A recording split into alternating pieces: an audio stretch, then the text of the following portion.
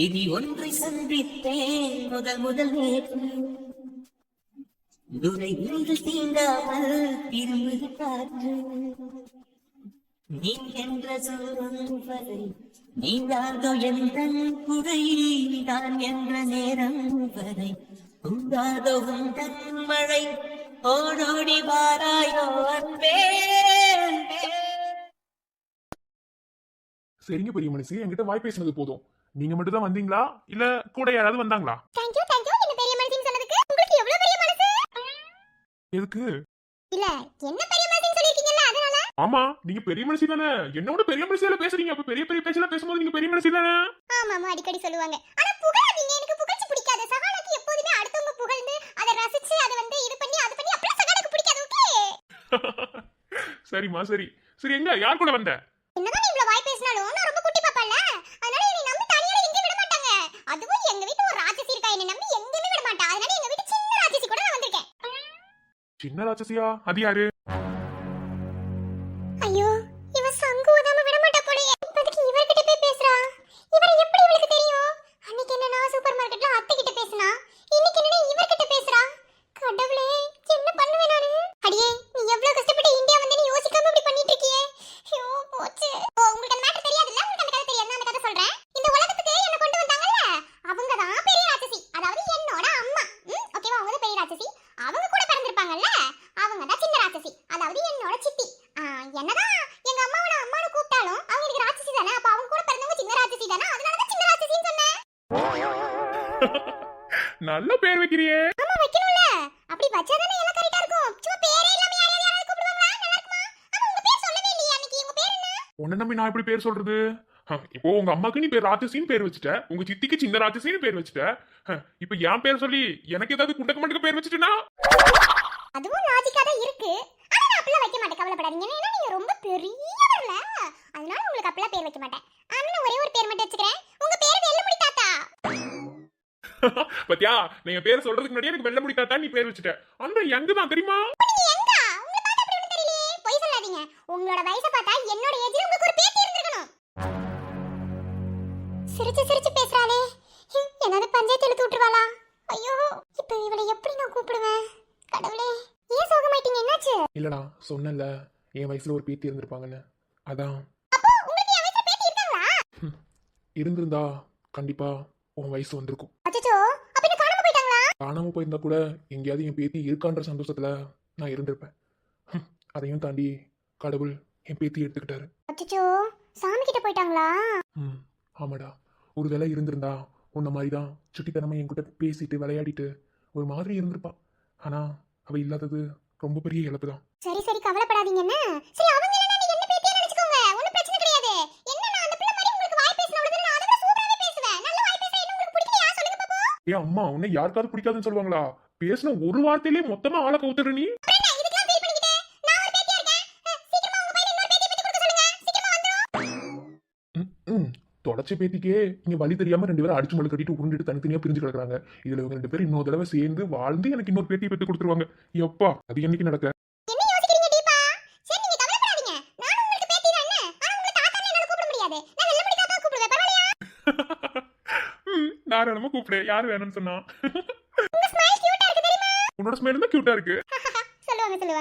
சின்னஞ்சிறு கூட்டுக்குள்ள சொர்க்கம் இருக்கு. அட சின்ன சின்ன அன்பில் தானே ஜீவன் என்னும் இருக்கு. சரி ஓகே, உன் சித்தி யாரு? கூப்பிடு, பேசிட்டு போவோம். நீ இவ்வளவு சூப்பரா பேசும்போது உன் சித்தி யாருன்னு தெரிஞ்சுக்கணுமே. அவளுக்கு அவ்வளவு சீன் இல்ல. அவ அவ்வளவு நல்லா இருக்க மாட்டா. என்ன மாதிரி பேச மாட்டா. ஒரு உம்ரா மூஞ்சி. சரி யாரா இருந்தா என்ன, பாப்பமே கூப்பிடு. அவ இங்க தெரியும் என்னோட சித்தி. இருங்க பாக்குறேன். அங்க பாருங்க, அங்க தான் சித்தி. யாரு? இங்க பாருங்க. எது அங்க நிக்கிறானுங்களே அவனுங்களா? பாரு. இன்பா. அவனுங்களே சித்திங்கிற? இல்ல என்னோட சித்தி அங்க நின்னுட்டு இருந்தாங்க. இது இன்பா. இப்போதைக்கு இங்க வந்தாங்க. கூட யாரு கருப்பான ஒரு அங்கிள். ரெண்டு பேருமே என் பிள்ளைங்க தான். இந்தா என் புள்ள, அவன் என் அண்ணன் மகன். அப்படியா? ஆனா வித்தியாசமா இருக்காரு. ஆனா என் சித்தி அங்க நின்னுச்சே. சரி இன்பா கூப்பிடுங்க கலாய்ப்போம். நானும் இன்பா பார்த்து 2 3 நாள் ஆச்சு. கூப்பிடுங்க. பத்தியா உன் சித்தியை நான் மிஸ் பண்ணிட்டேன். எப்போ இருந்தாலும் இங்க இருந்து போறதுக்குள்ள நான் பாத்துருவேன். சரி அது எங்கால போயிருக்கும். அதுக்குள்ள எங்கால ஓடிச்சு போல. சரி கூப்பிடுங்க. ஏய் இன்பா கார்த்தி, அங்க என்ன பண்றீங்க வாங்க. டேய் தற்கூரி நான் இப்ப ஏன்டா பீச்சுக்கு எடுத்துட்டு வந்த? சுண்டல் வாங்கிட்டீங்க. தெருப்புல இப்ப நிச்சயதார்த்தத்தை நிறுத்துறதுக்கு வழி சொல்றாடா சுண்டல் வாங்கிட்டீங்க பீச்சுக்கு கூட்டு வரேன் நாயே. நான் என்ன ஒரு லவ்வரா? என் லவ்வர் கூட தான் சுண்டல் சாப்பிட வரணுமா? அண்ணன் கூடயே வரலாம் அண்ணன். நீ மூட்டு என்ன அப்பா கூப்பிடுறவா போலாம். பாதா வரேங்கப்பா. பாரு உங்க டேடி மாதிரிலாம் எங்க டேடி கிடையாது சரியா? எங்க டேடி வேற மாதிரி. உங்க டேடி கிட்ட நடந்துக்கிற மாதிரி என் டேடி கிட்ட ஏதாவது பண்ண அவ்வளவுதான் உனக்கு செப்ப ஸ்மார்ட் ஆகி. மூட்டு வா. Daddy I am coming. Wait wait wait.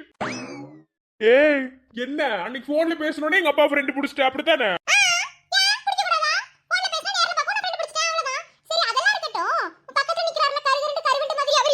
நாய் யாரு அந்த புள்ள? வேற யாரு என்ற தயாரிப்பு தான். புள்ள பத்திட்டியா நீ? ஆமா இங்க சிங்கிள் டீக்கே வழியில புள்ள வச்சு தள்ளுறாங்க. மூட்டு நில்லு. என்ன எங்க போன நீ? நைட்டு ஃபுல்லா வீட்டுக்கே வரலையே. அப்பா அது ஒரு சின்ன வேலையா நம்ம பெரியப்பா இருக்காருலப்பா அவரை போய் கவனிச்சுட்டு வந்தோம்ப்பா. அதெல்லாம் இருக்கட்டுங்கப்பா. நீங்க என்ன பீச்ல பண்ணிட்டு இருக்கீங்க இந்த பிள்ளை கூட? சரிதான் சரிதான். ஆனா இவர்கிட்ட நீ பேசக்கூடாது என்ன? சரியப்பா போதும் இந்த பிள்ளைட்டு நீங்க பேசுனது. நீங்க போங்கப்பா. அம்மா உங்களை வீட்டுல தேடிட்டு இருக்காங்க. அடி விடும் காத்தி. இவன் கூட சேர்ந்துனா குட்டிச்சு வர போயிருவ நீ. சித்தப்பா நீங்க என்ன சொன்னாலும் சரி நான் இவன் கூட தான் சேருவேன். நான் போய் சுடுகாட்டுல விழுந்து செத்து போடான்னு சொன்னா கூட செத்துருவான்ப்பா. அதான் தெரியுமே. ஒண்ணுக்கு ஒண்ணு சலிச்சது இல்லடா.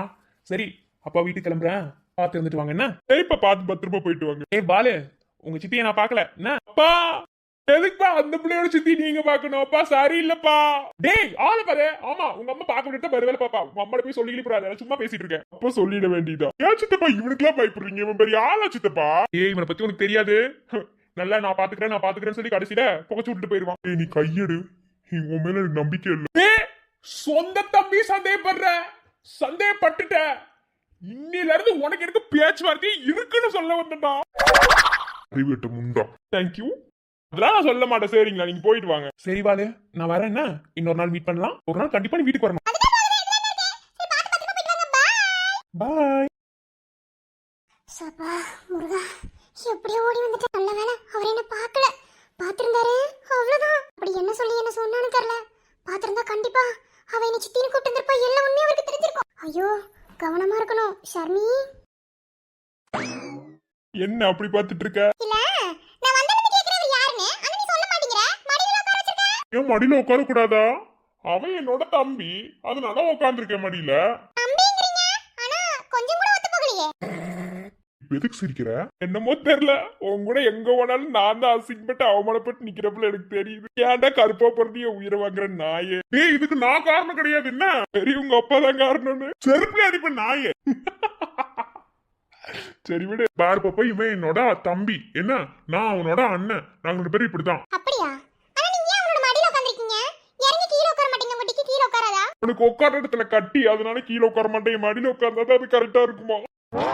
அம்மா நீ என்ன இந்த சைடு? அப்ப வந்தவனே உங்க அப்பா பார்த்து நான் அப்படியே சண்டை பேசிட்டு இருந்தேன். ஓஹோ சரி சரி. நீங்க பொறுக்க வந்தீங்களா?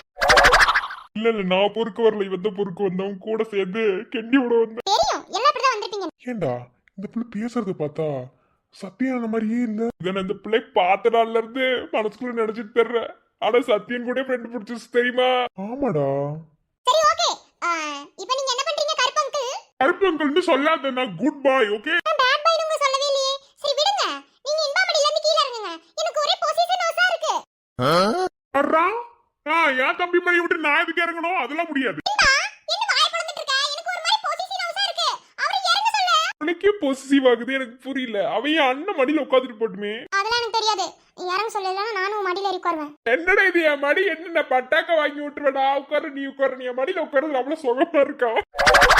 அந்த நான் ஏன் சொல்லு உனக்கு என்ன சுகமா இருக்கேன் மடியில உட்கார்றது? நல்லாதான் இருக்கு. ஆனா உனக்கு அது எப்படி சொல்லி புரிய வைக்கிறது? சி கார்ம முடிச்சவனே சை. டே உங்க அப்பா கிட்ட நல்லா நடிக்கிறடா நீ. நல்லவன் மாதிரியான உனக்கு எல்லாமே தெரியும் போல. சரி சரி இப்படியே பண்ணிட்டு இருந்தா முட்டைக்கனியை முடிச்சு விட்டுருவோம். பத்து அவளை பத்தி பேசாத. நான் தான் சொல்றேன்ல இறங்க சொல்லு. இல்லனா நான் இவன் தலைமையில ஏறி உட்காருவேன். அவன் இறங்க மாட்டான். அந்த நாய் தற்குறி இறங்கவே இறங்காது. நீ என்ன பண்ற அப்படின்னு நீ வந்து என் தலைமையில ஏறி உட்காந்துக்கோ. வேற என்ன பண்றது? ஆமா வந்து உட்காருவா. பாரு மெதுவா உட்காரு. சொன்னோன்னு ஏறி உட்காந்துட்டேன். எனக்கு பொறாம இருக்குல. பொசிஷன் ஹவுஸ் எனக்கு இருக்கும். அதனால இன்பனுக்கு மடியில இடம் கொடுத்ததால தலைமையில ஏறி உட்கார்ந்துட்டேன். என்ன உனக்கு ஏதாவது பிரச்சனையா? எனக்கு பிரச்சனைன்னு யாராவது சொன்னாங்களா? இல்லடா தெரியாம தான் கேக்குறேன். நான் இறங்கிட்டு மடியில உட்காந்துட்டு போட்டோம் முடியாது. நான் என்னோட பாசத்தை உங்ககிட்ட எக்ஸ்போஸ் பண்றேன்டா. நான் எக்ஸ்போஸ் பண்ண விட்டா என்னோட பாசத்தை, என்னோட லவ், என்னோட அன்பை. இந்த தற்குறி நாயே, 10 நேரம் உனக்கு பாசம் வெங்காயம் எதுவும் உனக்கு வராது. இப்பதான் உனக்கு எல்லாம் வரும்னு தலைமையில உட்காந்துருக்கடா. உட்காந்துட்டு போட்டு இந்தா நிஜமாலுமே உன் தலை சூப்பரா இருக்கு தெரியுமா? ஏன் இருக்காது? இருக்கு.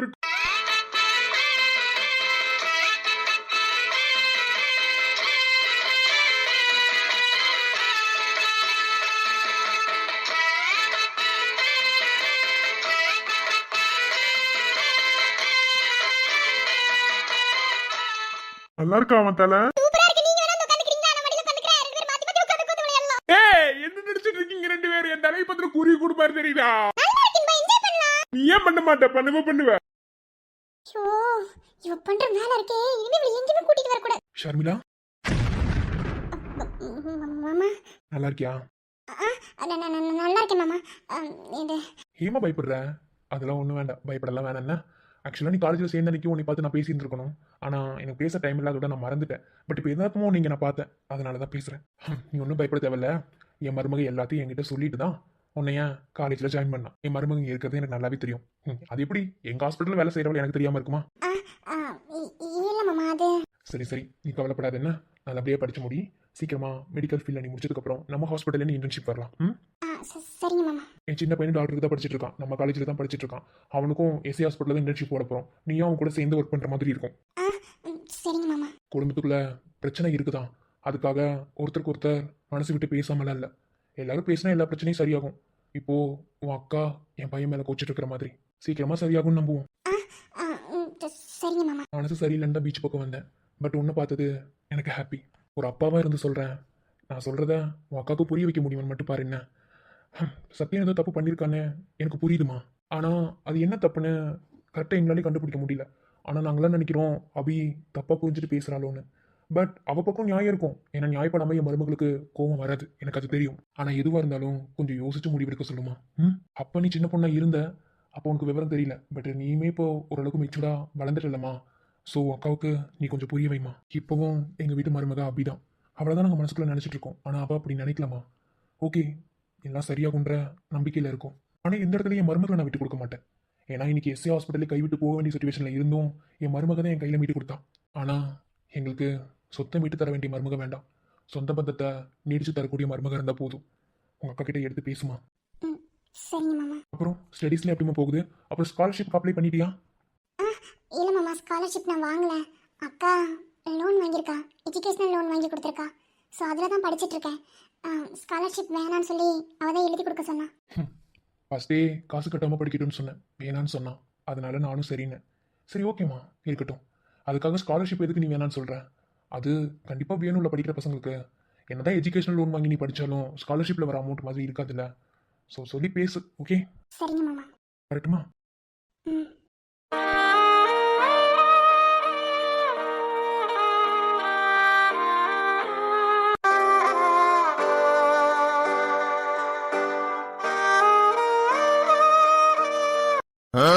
உங்க 2 பேத்துக்கு என்னை பார்த்தா பாவமாவே தெரியல. என்னை போட்டு என்னடா பாடப்படுத்திக்கிட்டே எரும மாட நாய வளர்ந்துருக்கல சேட பண்ணியாட்டோம். ஏறி முதுகு மேல இருக்கு வந்திருக்க. அவதான் சின்ன பிள்ளைன்னு உனக்கு அறிவில்லையா? எனக்கும் பாசம் இருக்கு, எனக்கும் பொசிசிவ் ஆகும். அதனால நான் கண்டிப்பா இப்படிதான் பண்ணுவேன். எக்ஸ்கியூஸ் மீ கருப்பங்கல், எவ்வளவுதான் நீங்க இன்பாவுக்கு அண்ணனா இருந்து நீங்க எவ்வளவுதான் பாசம் காமிச்சாலும் இன்பாக்கு என் மேல இருக்க பாசம் மாதிரி யார் மேல இருக்காது. சொன்னா இவனை பத்தி உனக்கு தெரியாது. இவன் ஒரு சரியான இவன்.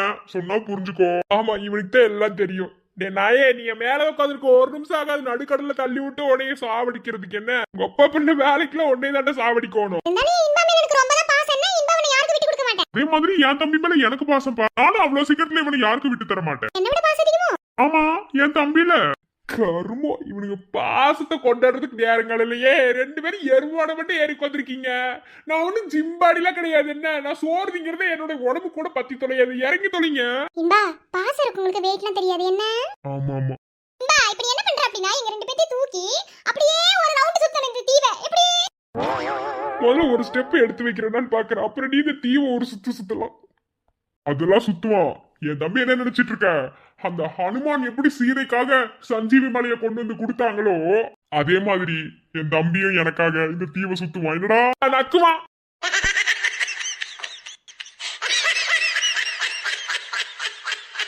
சரி இன்பா கோச்சுக்காத. இல்ல நான் கோச்சுப்பேன். அப்படிலாம் கோச்சுக்க மாட்டான். போலாண்ட தம்பி போலாம். வாயாடி பெத்த புள்ள வர போற நல்ல போல யாரிவ யாரிவ கையில சுத்துற காத்தாடி காத்துல ஆடுது கூத்தாடி கண்ணுல கலரா கண்ணாடி பம்புக்கு வந்து நிப்ப யாரிவ யாரிவ யாரிந்த தேவதை ஆனந்த சுமக ஆள் மட்டும் இல்லையே சேட்டைக்கெல்லாம் சொந்தக்காரி.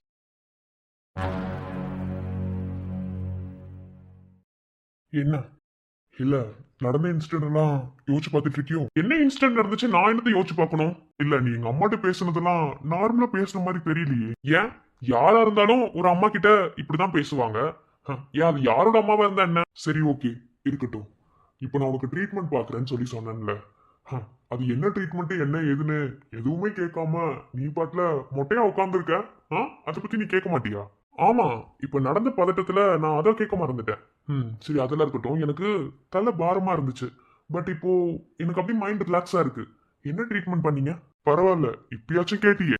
அதாவது உன் அடி மனசு ஐ மீன் ஆள் மனசுல உள்ளதெல்லாம் கவுன்சிலிங் மூலமா எல்லாத்தையும் வெளியே வர வச்சேன்.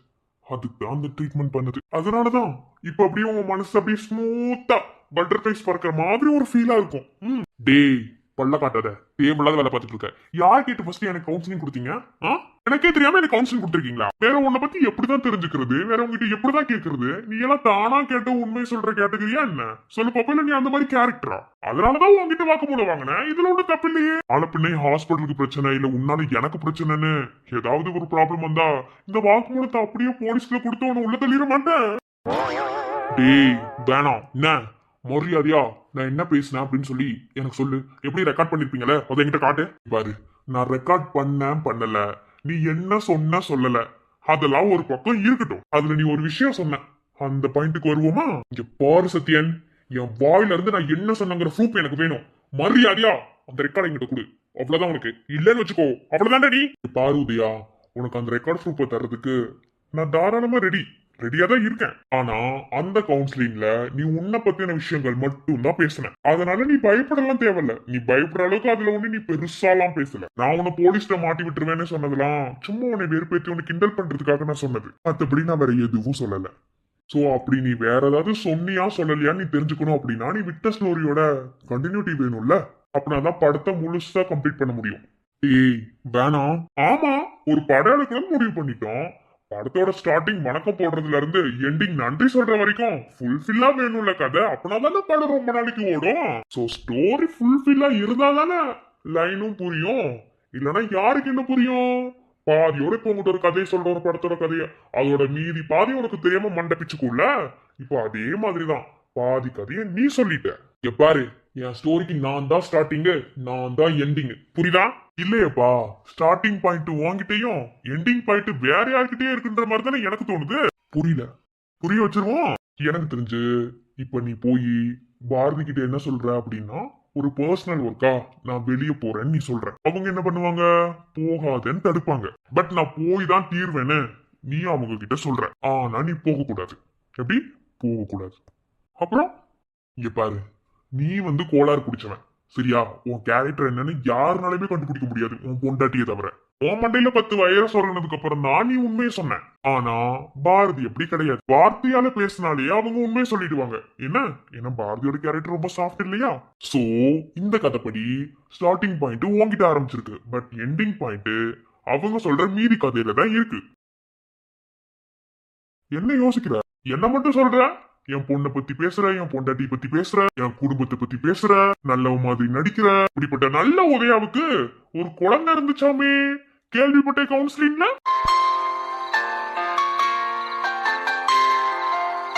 எங்க சார் அந்த குழந்தை?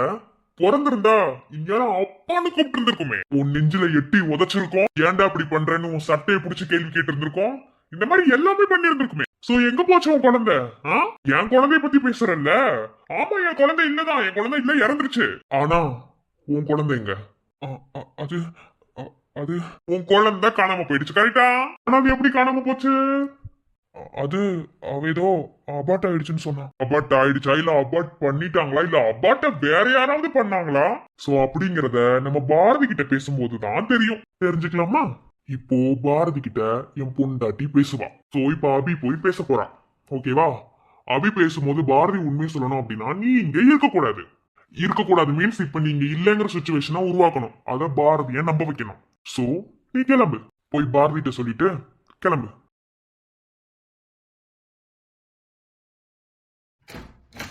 வா உதயா, உன்னதான் கூப்பிடலான்னு நினைச்சேன். டேப்லெட் எடுத்திருக்கேன், போட்டுக்கோவா. வா. பாரதி சொல்லு உதயா.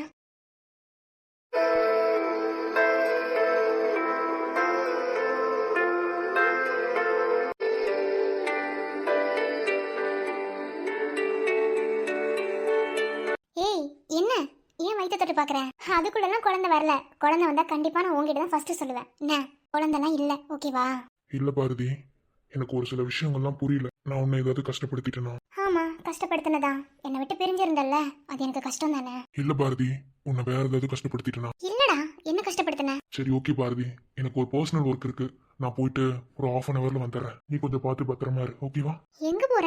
இல்ல பர்சனலா தான். நான் கண்டிப்பா வந்துருவேன். நீ வெயிட் பண்ணு. போயிட்டு ஒரு 1/2 hour 1 hourக்குள்ளேயே நான் திரும்ப வந்துருவேன். இல்ல உதயா, நீ என்னை விட்டுட்டு போகாத ப்ளீஸ். ஒரு தடவை உன்னை மிஸ் பண்ணதே என்னால தாங்க முடியலடா. ப்ளீஸ் என்னை விட்டு போயிடாதடா. இல்ல பாரதி, நீ வெயிட் பண்ணு. நான் கண்டிப்பா வந்துருவேன்.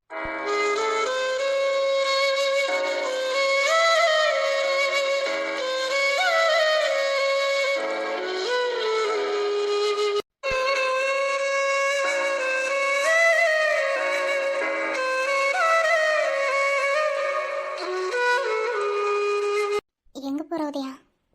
வேணாம், போகாத ப்ளீஸ். போகாத உதயா, என் கூடவே இரு. ஏய், உன் கண்ணுல ஏக்கம் தெரியுதுடி. என்ன, இதுக்கப்புறம் ஒரு செகண்ட் கூட நீ தேடுற தூரத்துக்கு நான் போக மாட்டேன். நீ என்ன பாக்குற தூரத்திலே தான் நினைப்பேன். அதுக்கு நான் ஃபுல் கேரண்டி உனக்கு தரேன். இன்னொரு தடவை உன்னை நான் விட்டுட்டு போக மாட்டேன். உன்னை அதே மாதிரி நான் யாருக்கும் விட்டு கொடுக்க மாட்டேன். நீ எந்தடி? நான் போயிட்டு வரேன். பார்த்து பத்திரமா போ. சீக்கிரமா வா, நான் உனக்காக காத்துட்டு இருப்பேன். கண்டிப்பா வருவேன். ம்.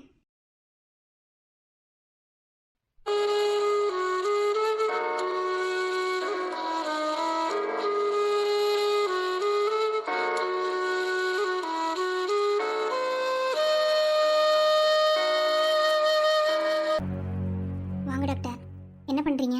சும்மாதான் டாக்டர் இருக்கேன், சொல்லுங்க. பேசலாமா? என்ன பேசணும் டாக்டர்? இல்ல பாரதி, கவுன்சிலிங் பாதி உதய கிட்ட முடிச்சாச்சு. ஸோ அந்த பாதி விஷயத்துல சில உண்மைகள் நம்மளுக்கு தெரிய வந்துச்சு. மீதி விஷயங்களை நீங்க சொன்னா நல்லா இருக்கும்னு நான் நினைக்கிறேன். ஐ மீன் நீங்களா சொன்னாவே நல்லா இருக்கும்னு நான் நினைக்கிறேன். உங்களை வற்புறுத்தி கேட்க வேணான்னு நினைச்சிட்டு கேட்குறேன். ஸோ சொல்லுங்க. இல்ல அபி டாக்டர், வேணாம், இந்த விஷயம் தேவையில்ல, அதை தெரிஞ்சுக்கவும் வேணாம். என்னோடய போகட்டும். இங்கே பாருங்க பாரதி, நீங்கள் சொன்னாதான் ப்ராப்ளம் என்னென்னு முழுசா புரியும். என்ன, நீங்கள் உதயா கிட்ட எதுவும் சொல்ல தேவையில்ல, ஓகேவா? ஸோ நீங்கள் உதயா கிட்ட சொல்கிறதுக்கு பதிலாக என்கிட்ட சொல்லுங்கள். உங்கள் மனபாரம் அது கொஞ்சம் குறையும். பாரதி, என்னாச்சு பாரதி, ஏன் எமோஷனல் ஆகுறீங்க? நான் உங்ககிட்ட கேட்க தான் செஞ்சேன், ஆனால் உங்களை அழுக வைக்கணும்னு நான் கேட்கல. இப்போ கூட உங்கள் மனசில் இருக்க பாரம் குறையட்டும்னு தான் நான் கேட்டேன். ஏன்னா மனசில் பாரம் இருந்தால் அது எப்படி இருக்கும்னு எனக்கு தெரியும். ஸோ ஒவ்வொருத்தருக்கும் ஒவ்வொரு பாரம் இருக்கும். அதை ஒவ்வொருத்தர்கிட்ட ஷேர் பண்ணும்போது அந்த பாரம் கொஞ்சம் குறையும்னு சொல்லுவாங்க. அந்த ஒரு எண்ணத்தில் தான் வந்து உங்ககிட்ட கேட்ட பாரதி. ப்ளீஸ் தயவு செஞ்சு அழாதீங்க. இல்லை மேம், என் மனசில் பாரம் இருக்கிறது உண்மைதான். நான் கூட நினச்சிருக்கேன் அது சொல்லி அழுகலாமான்னு. ஆனால் அப்படி யாருமே இல்லை, அதான் உண்மையான விஷயம். இன்னைக்கு நீங்கள் வந்து கேட்குறீங்க, இந்த மாதிரி என்கிட்ட யாரும் கேட்கல மேம். சரி ஓகே, அல்லாமல் சொல்லுங்கள், என்ன நடந்துச்சு? இல்லை மேம், எனக்கு உதயான ஒருத்தர் யாருன்னே தெரியாது. அப்படி இருக்கும்போது அவர் திடீர்னு தான் என் லைஃப்ல வந்தாரு. எனக்கு பிடிச்சிருக்கு பிடிக்கலன்னு எதுவுமே சொல்லல. அவர் சொல்ல போனா காதல 2 பேரும் வெளிப்படையா சொல்லிக்கிட்டதே இல்லை. அவர் என்ன பார்த்தாரு, அந்த பார்வைக்கு நான் அடிமையாயிட்டேன். அவர் பார்க்குற ஒவ்வொரு பார்வையிலையும் நார்மலான ஒரு ஹியூமன் பார்க்குற மாதிரி இல்லை. அவரோட பார்வை ரொம்ப வித்தியாசமா தெரிஞ்சது எனக்கு. அது ஒரு மாதிரி காந்த பார்வைன்னு கூட சொல்லலாம். இப்பவும் அவர் என்ன பார்த்தாருன்னா எனக்கு அப்படிதான் தோணும். அவரோட பார்வையில 1000 அர்த்தம் இருந்துச்சு. பார்க்கறதுலதான் காதல் வரும்னு சொல்லுவாங்க, ஆனா அதை நான் நம்பினது கிடையாது. ஆனா உதய என்ன பார்த்த பார்வையில தான் எனக்கு காதல் வந்துச்சு.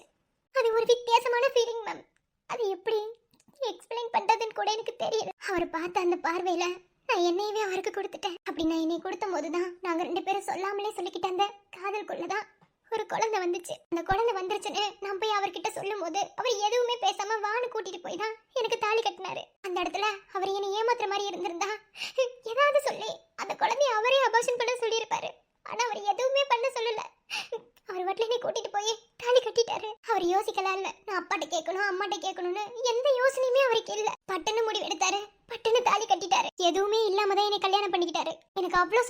தோணுச்சு, பரவாயில்ல ஒரு நல்லவன் கூட தான் நம்ம வாழ்ந்திருக்கோன்ற அந்த உணர்வு எனக்கு கொடுத்துச்சு. அது வரைக்குமே அவர் யாரு என்ன அவரோட பேக்ரவுண்டு எதுவுமே எனக்கு தெரியாது. 4 நாள் பேசினாரு, 5வது நாள் என்கிட்ட நெருங்கினாரு. அடுத்த 1 மாசத்துலயே என் வயிற்றுல குழந்தை வந்துருச்சு. ஆனா அவர் பணக்காரர்னு மட்டும் எனக்கு நல்லாவே தெரியும். ஆனா நான் ஒரு இடத்துல யோசிச்சேன், இவ்வளோ பெரிய பணக்காரரா இருக்காரே, இவர்கிட்ட போய் நம்ம ஏமாந்துட்டோமே அப்படிலாம் யோசிச்சேன். ஏன்னா பணக்காரவங்க எல்லாரும் இப்படிதான் பண்ணுவாங்க. ஒரு பொண்ணை நம்ப வச்சு ஏமாத்திட்டு அவளை நடுத்தெருவில் விட்டுட்டு போயிடுவாங்க. ஆனா அவர் இந்த மாதிரி எதுவுமே பண்ணல என்கிட்ட. அவர் ஆசைக்காக அன்னைக்கு நான் என்ன கொடுத்திருந்தாலும் அவரு என்ன ஏமாத்தணும்னு நினைக்கல. ஆனா அது எதுக்குமே சம்மந்தம் இல்லாத மாதிரி நான் பணக்காரனா இருந்தாலும் நான் ஒரு பண்பாடு வந்து அவர் நடந்துக்கிற மாதிரி எனக்கு இருந்துச்சு. அவரோட பழக்க வழக்கெல்லாம் அப்படித்தான் இருந்துச்சு. பயங்கரமா குடிப்பாரு. ஆனா அவர் லைஃப்குள்ள நான் போனதுக்கு அப்புறம் அந்த குடியை அவர் நிறுத்திட்டாரு. அவர் பட்ல சுத்திட்டு இருந்தாரு. ஆனா அவர் லைஃப்குள்ள நான் போனதுக்கு அப்புறம் அவர் ஒரு மனுஷனா மாறினாரு. அதை நான் கண் கூடாவே அதை நான் பார்த்தேன். என் கூட வாழ்ந்த அந்த ஒரு நாள் வாழ்க்கைக்கே அவர் அர்த்தம் கொடுத்தாரு. இதுக்கப்புறம் நாங்க 2 பேரும் ரொம்ப சந்தோஷமா வாழ்ந்துருவோம் தான் நான் நினைச்சேன். யார் இனி தடுக்க போறா? அவரோட குழந்தைய நான் வயிற்றுல சுமக்கிறேன், அவரோட தாலியையும் என் கழுத்துல சுமக்கிறேன், அவரையும் மனசுக்குள்ள சுமக்கிறேன்னு நான் சந்தோஷமா இருந்தேன். யார் தடுத்துற போறா? இனி நிம்மதியான ஒரு வாழ்க்கை எனக்கு கிடைக்க போகுதுன்னு நான் நினைச்சேன். அவர் கட்டின அந்த தாலியோட அவர் வந்து என்னை எப்ப கூட்டிட்டு போவாருன்னு நான் வெயிட் பண்ணிட்டு இருந்தேன். அவர் கொடுத்த குழந்தையோடையும் என் அப்பா அம்மா எல்லாருமே என்ன திட்டினாங்க. நான் வீட்டுக்கு போனோடையும் இப்படி போய் கெட்டுட்டு வந்துட்டேன்னு என்ன ரொம்ப அசிங்கமா பேசினாங்க. இப்படி போய் அசிங்கப்படுத்திட்டு வந்துட்டியே, நாங்க என்ன பண்ணோம்னு சொல்லி எனக்கு கேவலமா பேசினாங்க. அவங்க கையில காலில் விழாத குறையா அவங்கள நான் சமாதானப்படுத்தி அமைதிப்படுத்தினேன். உதயா நல்லவர்னு எனக்கு தெரிஞ்சதுனால அவங்களும் அதை புரிஞ்சுக்கிட்டாங்க. எந்த பெத்தவங்களுக்குமே தான் புள்ள கல்யாணத்துக்கு முன்னாடி கெட்டு போயிட்டான்னு சொன்னா அது அவங்களுக்கு கஷ்டம் தான். ஆனா அவங்க சம்மதிச்சதுக்கு ஒரே ஒரு காரணம், உதயா என் கழுத்துல தாலி கட்டினவே மட்டும்தான். என்னை கூட்டிட்டு போக அவர் வருவாருமான்னு எங்க அம்மா கிட்ட சொன்னேன். அவர் வருவாருன்ற அந்த ஆசையிலேயே நான் வாசலை பார்த்து அவரை எதிர்பார்த்து உட்கார்ந்துருந்தேன். அப்படி நான் உட்காந்துட்டு இருக்கும் போதுதான் உதயா நம்பர்ல இருந்து எனக்கு ஒரு மெசேஜ் வந்துச்சு. நீ இந்த மாதிரி ஒரு இடத்துக்கு வான்னு சொல்லி லொகேஷனோட மெசேஜ் மட்டும் எனக்கு வந்துச்சு. அந்த மெசேஜை பார்த்த உடனேயும் சரி உதயா தான் பண்றாரு, ஏதோ என்கிட்ட பேசுறதுக்கு வர சொல்றாருன்னு அவர் அனுப்பின அந்த லொகேஷனுக்கு நான் நம்பி போனேன். போனதுக்கு அப்புறம் தான் தெரிஞ்சது அங்க நிறைய பேர் இருந்தாங்க. யார் நீங்க? நான் வேற ஒருத்தரை பார்க்க வந்தேன். நீங்க யாரு? உனக்கு ஒரு நம்பர்ல இருந்து மெசேஜ் வந்துச்சுல, அவனோட அப்பன். ஹே யாரு நீ? என் பிள்ளைய வளைச்சு போட்டிருக்க நீ? யாரு முதல்ல நீ? அவரு அப்படி கேட்கும் போதுதான் தெரிஞ்சது அவர் உதயோட அப்பான்னு. ஸ்டார்ட் பண்ணும் போதே அவர் உதயோட அப்பான்னு தான் சொல்லி சொன்னாரு. அப்போவா? அப்ப அங்க 4 பேர் இருந்தாங்க சுத்தி. இப்பவும் சொல்றேன், என் பையன் வந்து நைட்டு என்கிட்ட சொன்னான், அப்பா இந்த மாதிரி போய் நம்ம அவளை கூட்டிட்டு வந்துடலாம், சந்தர்ப்ப சூழ்நிலையால அவ கூட நான் தப்பு பண்ணிட்டப்பா, என் புள்ளாவ வயிற்றுல வளருது, வேற வழி இல்லாம நான் தாலி கட்டிட்டேன்ப்பா அப்படின்னு சொன்னான். நீங்களும் நானும் போய் அவளை கூட்டிட்டு வந்துடலாம்ப்பா, இதுக்கு மேல அவ என் கூட இருக்கட்டுப்பா அப்படிலாம் சொன்னான். அவன் பொண்டாட்டி ஆகிறதுக்கு தகுதி இல்லாதவன் நீ, உனக்கு குடும்ப வாழ்க்கை சரி வராது, உனக்கு குழந்தை குட்டின்னு வந்தாலும் சரி வராது அப்படின்னு அவன்கிட்ட நான் சொல்லவா முடியும்? அவனுக்கு எப்போதுமே எல்லா விஷயங்களையும் நான் விஷுவலா தான் புரிய வச்சிருக்கேன். அப்படி நான் விஷுவலா அவனுக்கு புரிய வைக்கும் போதுதான் அவன் டீப் திங்கிங் போவான், அதிகமா யோசிப்பான். சோ அப்படி அவன் டீப்பா போகும்போது அவனுக்கு நான் புரிய வைக்க முடியும்.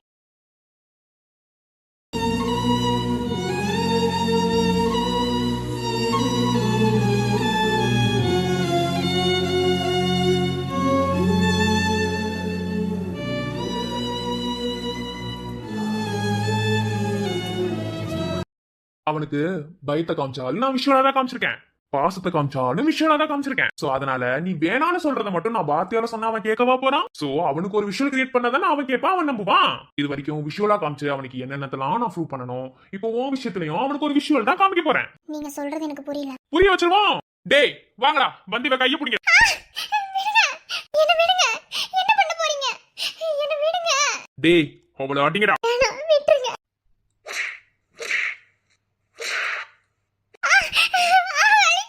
உதயா வேணாம், விட்டுருங்க.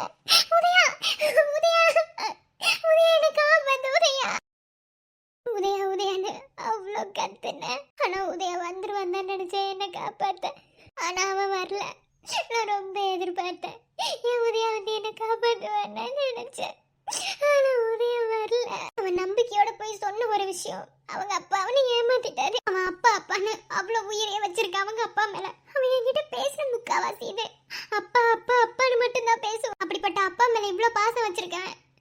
அந்த அப்பா ஏன் இவனுக்கு துரோகம் பண்ணாருன்னு எனக்கு தெரியல. அவரு நான் நார்மலா லவ் பண்ணிட்டேன்னு சொல்லியிருந்தா கூட என்னை வந்து மிரட்டி இருந்திருக்கலாம். அவரை நான் கல்யாணமே பண்ணிட்டேன், என் வாரிசு வயிற்றுல வளருதுன்னு அவர் சொன்னதுக்கு அப்புறம் அவர் எப்படி சும்மா இருப்பாரு? அவர் என்ன அவ்வளவு அடிச்சாரு உதயாவுக்காக. தாங்கிக்கிட்டேன். அவர் எல்லாம் பண்ணது கூட நான் தாங்கிப்பேன். கடைசியா ஒண்ணு சொன்னாரு. இந்த மொத்த சொத்தையும் நான் எவ்வளவு கஷ்டப்பட்டு சம்பாரிச்சிருக்கேன், சேர்த்து வச்சிருக்கேன். அதுக்கு நீ ஒரு வாரிசை பத்தி கொடுக்க போற, அதையும் வா அப்படின்னு சொல்லி நான் என்ன உள்ள வாங்கி வச்சுக்கணும்னு நினைச்சிட்டு இருக்கியா? அதை நான் ஏத்துக்கணும், அப்படித்தானே? இப்போ உன் வயித்துல குழந்தை இருக்கிறதுனால தானே நீ எமோஷனலா மிரட்டின. இப்போ அந்த குழந்தை இல்லாம போனா நீ எப்படி மிரட்டுவ?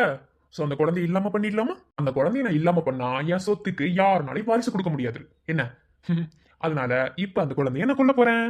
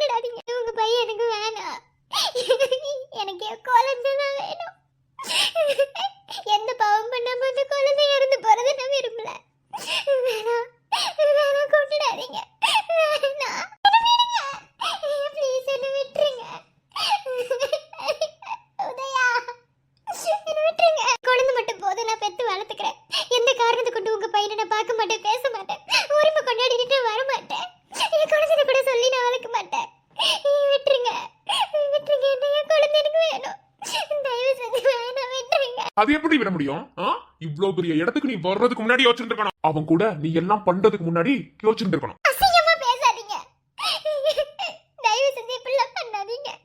அப்படிதான் நீ பேசுவேன். வளைச்சு போட்டுட்டேன் என் பிள்ளைய.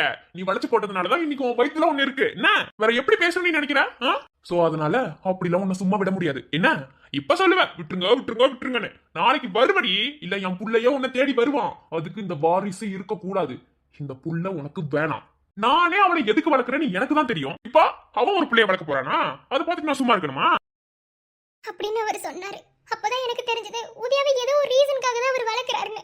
அவர் பெத்தவர் இல்லைன்னு என்னால கண்டுபிடிக்க முடிஞ்சது. ஏன்னா என்னதான் வளர்த்தவரா இருந்தாலும் அவருக்கு ஒரு பாசம் இருக்கணும்ல. அவருக்கு அது இல்ல.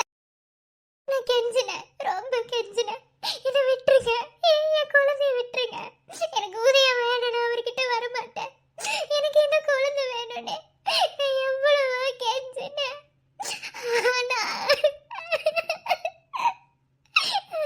உங்களை நான் கெஞ்சி கேட்கிறேன், என்ன விட்டுருங்க. நான் எந்த சம்பந்தத்துக்கும் வரல. எனக்கு இந்த குழந்தை வேணும். எந்த பாவமும் பண்ணாது இந்த உயிரை அழிச்சிடாதீங்க. அது தெரிஞ்சோ தெரியாமலோ வந்துருச்சு. ஆனா அது ஒரு உயிர். தயவு செஞ்சு என்ன விட்டுருங்க. என் குழந்தை எனக்கு வேணும். வேணாம். நீ என்ன கெஞ்சினாலும் சரி, இப்போ உன் குழந்தை அழியிருந்தான். புரியுதா?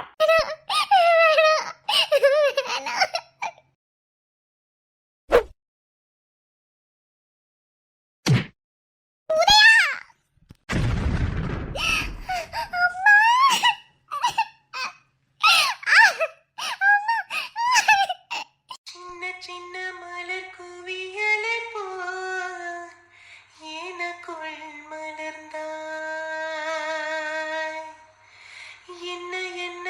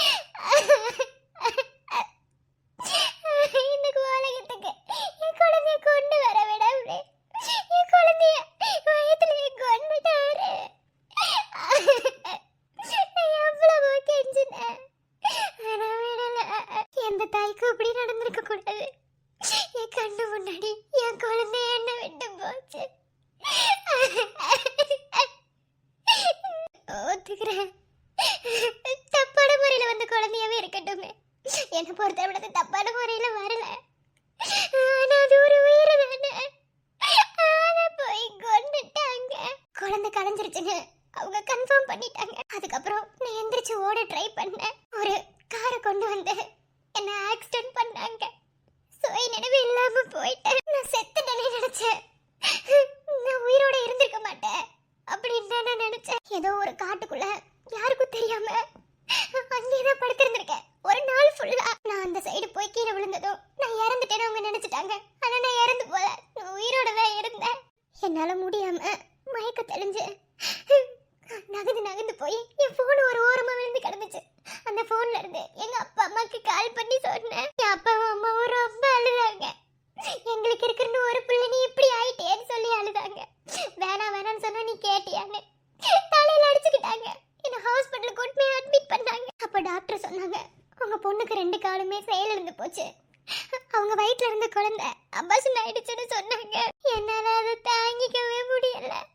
என் காலு போயிருந்தா கூட நான் ஒத்துக்கிட்டு இருந்திருப்பேன். ஆனா என் குழந்தை போடுறதுதான் என்னால தாங்கிக்க முடியல. உயிரை போயிருந்தா கூட நான் விட்டு இருந்திருப்பேன். ஆனா என் குழந்தை போயிருச்சு. நான் என்ன தப்பு பண்ணேன்? அவன் என்ன பார்த்த பார்வைக்கு நான் அடிமையானது தப்பா? என்னை கொடுத்தது தப்பா? அவன் வச்ச பாசத்துக்கு நான் அடிமையானது தப்பா? அவன் தான் என் புருஷன் நான் நினைச்சது தப்பா? இல்ல அவன் அப்பா நினைச்சது அவனோட தப்பா? நம்ம அப்பா தானே போய் தைரியமா சொன்னது அவனோட தப்பா? நம்ம அப்பா நமக்கு துரோகம் பண்ண மாட்டாருன்னு அவன் நினைச்சது அவனோட தப்பா? நாங்க 2 பேரும் என்ன தப்பு பண்ணிட்டோம்? ஏன் கடவுள் எங்களுக்கு இவ்வளவு பெரிய தண்டனை கொடுத்தாரு? முதல்ல என் குழந்தை என்கிட்ட இருந்து பிரிச்சாரு. கடைசியா அவனையே என்கிட்ட இருந்து பிரிச்சுட்டாரு. இந்த விஷயம் மட்டும் உதயாக்கு தெரிஞ்சா உடஞ்சு போயிருவான்னு எனக்கு தெரியும். அவன் வேர்க்கனையே ரொம்ப ஸ்ட்ரெஸ்ஸா இருக்கான். அவன் அப்படி இருக்கும்போது அவன்கிட்ட எப்படி நான் இதை சொல்ல முடியும்? அவங்க அப்பா தான் அவனுக்கு எல்லா துரோகத்தையும் பண்ணாருன்னு அவனுக்கு எப்படி நான் புரிய வைக்க முடியும்? அவன் பைத்தியக்காரத்தனமா அவங்க அப்பா பத்தி நினைச்சிட்டு இருக்கான். அவங்க அப்பாவை நம்பிட்டு இருக்கான். ஆனா அவன் புள்ளைய அழிச்சது அவங்க அப்பா தானே. அவனுக்கு எப்படி சொல்லி நான் புரிய வைக்க முடியும்? அவன்கிட்ட போய் உன் அப்பா தான் நம்ம குழந்தைய கிளச்சிட்டாருன்னு சொல்லி சொன்னா அவன் என்ன முடிவு வேணாலும் எடுப்பான். நான் துரோகின்னு சொல்லுவான். மறுபடியும் என் உதயா என்னை விட்டுட்டு போயிட்டானா அவனை நான் எங்க போய் தேடுவேன்? நரகத்துல வாழ்ந்திருக்கேன் மேம், நரகத்துல வாழ்ந்திருக்கேன். எனக்கு என் உதயா வேணும். அதுக்கப்புறம் தான் நான் மைண்டுக்குள்ள ஃபிக்ஸ் பண்ணேன். இந்த குழந்தை போனா எனக்கு அடுத்த குழந்தை கூட வரும். என் உதயா போனா எனக்கு யாரு கிடைப்பா?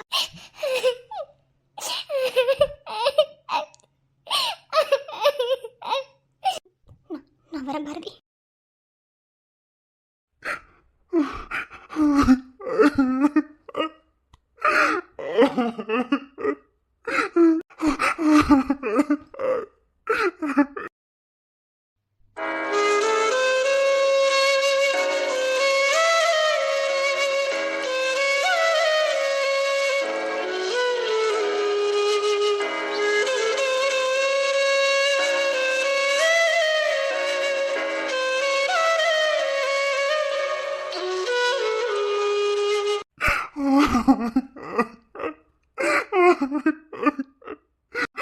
என் குழந்தை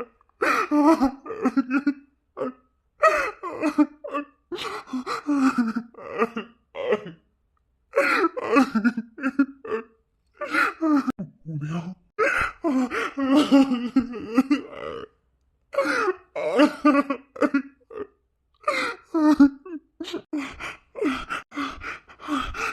உதயா உதயா என்கிட்ட சொல்ல வேண்டியதாடி, என்கிட்ட சொல்ல வேண்டியதானே?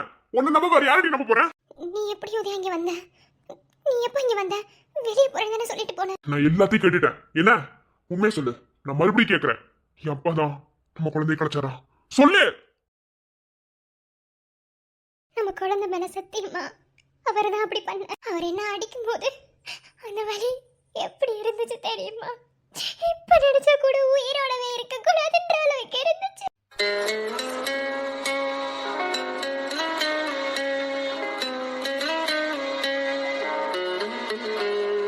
என் உயிரே அந்த இடத்துல போயிருக்கலான்ற மாதிரி தான் இருந்துச்சு. நான் எதுக்கு படிச்சு அந்த குழந்தை இல்லைங்கிற விஷயத்தை என் காதுல கேட்டுன்ற மாதிரி எனக்கு இருந்துச்சு. நீ என்ன நம்பினதானே உதயா? நானும் உன்னை நம்பினேன் தானே. நீ உங்க அப்பாவை நம்பினதானே. இது எல்லாத்தையும் தாண்டி நம்மள நம்பி தானே அந்த குழந்தை இந்த உலகத்துக்கு வந்துச்சு. நீ நானும் வாழ்ந்த உண்மையான அன்புக்கு தானே கடவுள் கொடுத்தாரு அந்த குழந்தைய நமக்கு. அந்த குழந்தை என்னை விட்டு போகும்போது எனக்கு எவ்வளவு வலிச்சிருக்கும். என்னால முடியல உதயா. இப்ப நினைச்ச கூட என்னால அதை தாங்கிக்க முடியல பாரதி. உதயா.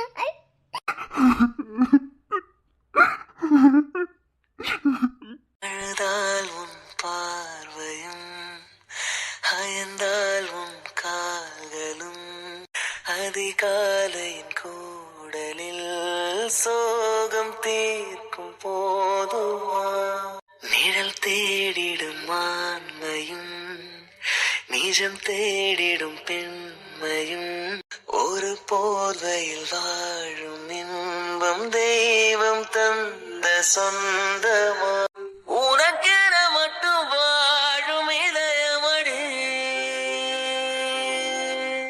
உயிருள்ள வரை நான் ஒரு அடிபயடி அபி ஒரு குழந்தையும் ஒரு தாய் எவ்வளோ ஆசைப்பட்டு சுமக்கிறான்னு அந்த தாய்க்கு தான் தெரியும். ஆனால் அந்த குழந்தைய ஈஸியாக கொள்றவங்களுக்கு தெரிய மாட்டேங்குதுல சத்யன். உண்மைதான், பாரதிக்கு நடந்தது பெரிய கொடுமை. இது பாரதி அன்னைக்கு மட்டும் கிடையாது, சுத்தி இருக்கிற நிறைய பொண்ணுங்களுக்கு இந்த மாதிரிதான் கொடுமையான விஷயம் நடக்குது. ஆனா ஒரு சில பேர் அதை மறந்து ஏத்துக்கிறாங்க, இன்னும் சிலரால அதை மறந்து ஏத்துக்க முடியல. சுமந்தவளுக்கு தான் தெரியும் வலியும் வேதனையும். எனக்கு ஒரு விஷயம் நல்லா புரியுது. இந்த குழந்தைய வச்சுதான் இவன் ஏதோ சொல்ல வந்துகிட்டே இருக்கா. நிறைய டைம் அவ எனக்கு ப்ரூவ் பண்ணிட்டு போறான். நான் கிளம்புறேன் சத்யன். இல்ல, இப்ப நீ போனா அது அவ்வளவு கரெக்டா இருக்காது, வெயிட் பண்ணு. இல்ல, நான் கிளம்புறேன். நீ பாரதியை கொண்டு போய் அவங்க வீட்டுல விட்டுரு. பாரதி அப்பா அம்மா யாரு இவங்க? பாரதியோட அப்பா அம்மா. பேச அவங்க கிட்ட. ஒரு பொண்ணை பெற்றதை தவிர அவங்க அவளை எந்த பாவமுமே பண்ணல. உன்னால அவங்க நிறைய அனுபவிச்சிருக்காங்க. தயவு செஞ்சு அவங்க கிட்ட பேசு.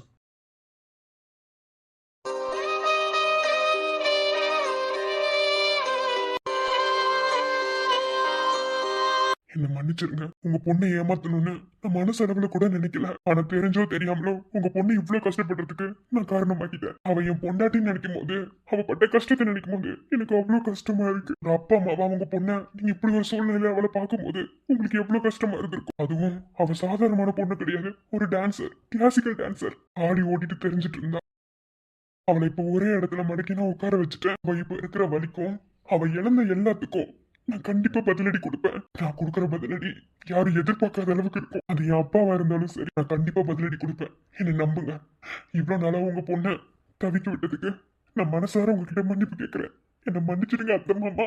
எனக்காக இன்னும் கொஞ்ச நாள் பாரதி உங்க கூட வச்சிருங்க. பொண்டாட்டிங்கிற உரிமையோட கண்டிப்பா இந்த உலகமே பேசுற அளவுக்கு அவளை நான் கொண்டுட்டு போவேன். யார் என் பொண்டாட்டிய வேணான்னு சொன்னாங்களோ, யார் என் குழந்தைய அழிச்சாங்களோ அவரே வந்து கூட்டிட்டு போவாரு. அப்படி நான் விஷயத்த பண்றேன். ஆனா என்ன மன்னிச்சிருங்க. இந்த பாவத்தை நான் போய் எங்க தீத்தாலும் எனக்கு அது சொல்யூஷன் கிடையாது. என்ன மன்னிச்சிருங்க. ஐயோ மாப்பிள்ள, அப்படிலாம் கிடையாது. கையா இருக்குங்க. நீ தெரிஞ்சு பண்ணல மாப்பிள்ள, தப்ப விடுங்க. அதனாலதான் வந்து நாங்களும் உங்களை கேள்வி கேட்கல. சத்யன் தான் எல்லாத்துக்குமே கோஆபரேட் பண்ணாரு.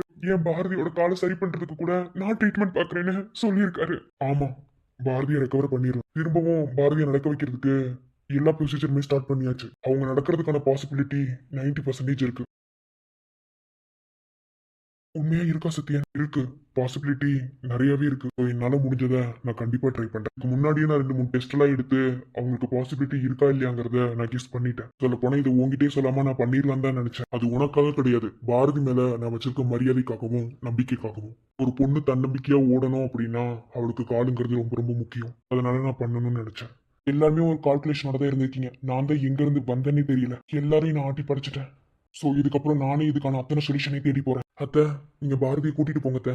எனக்கு ஒரு சில வேலையெல்லாம் இருக்கு, அதெல்லாம் முடிச்சுட்டு நான் வந்து பாரதியை கூப்பிட்டுக்கிறேன். நீ பாரு உதயா, நாளை கழிச்சு நீ ஹாஸ்பிட்டலுக்கு வந்துரு. டாக்குமெண்ட் எல்லாமே நான் ரெடி பண்ணிட்டேன். நாங்க எல்லாரும் சைன் போட்டுருவோம், அப்படி உட்பட. நீயும் சைன் பண்ணிட்டு ஹாஸ்பிட்டலை உன் பேர்ல நீ சேஞ்ச் பண்ணிக்கோ. புரியல? இல்ல, நான் சொன்னதான் செய்வேன். எனக்கு அந்த ஹாஸ்பிட்டல் வேணாம். என்னால இதுக்கப்புறம் நிம்மதியா நடத்த முடியாது. இதுக்கப்புறம் அந்த ஹாஸ்பிட்டல் உன் பேர்ல வந்தாலும் நீ நல்லபடியா நடத்துவேன்னு நம்பிக்கை எனக்கு இருக்கு. ஸோ அதனால நீ வச்சுக்கோ உதயா, நான் வரேன். சத்யன்